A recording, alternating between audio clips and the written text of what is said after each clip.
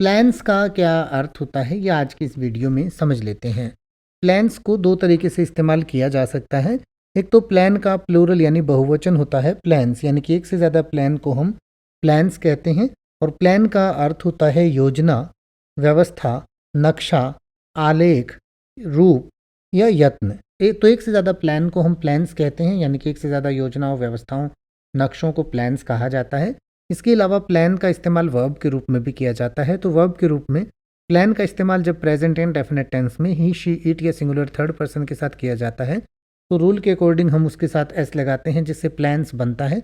और प्लान्स का अर्थ होता है प्लान करता है या करती है। और प्लान का अर्थ होता है लक्ष्य करना, उपाय करना, योजना तैयार करना, रेखा चित्र बनाना, ढांचा बनाना, नक्शा बनाना या योजना बनाना। तो प्लान्स का अर्थ हुआ कि लक्ष्य करता है या करती है, या लक्ष्य निर्धारित करता है या करती है, उपाय करता है या करती है, योजना तैयार करता है या करती है, जैसी तरीके से योजना बनाता है या बनाती है। जैसे कि अगर आप ये कहना चाहें कि उनकी सभी योजनाएं विफल हो गई, तो आप कहेंगे all their plans ended in failure. All their plans ended in failure.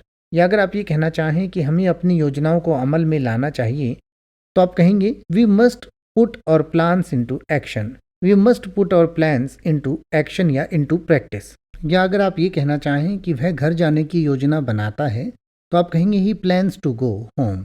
He plans to go home. अब आप ऐसे ही किसी भी वर्ड का मतलब हिंदी और इंग्लिश में यूट्यूब पर सर्च कर सकते हैं। आपको मेरी वीडियो मिल जाएगी जिसमें आप बिना किसी फालतू बकवास के सीधा उस वर्ड का मतलब समझ पाएंगे। तो ऐसी ही वीडियोस को देखते रहने के लिए चैनल को सब्सक्राइब करें और बेल आइकन को प्रेस करें।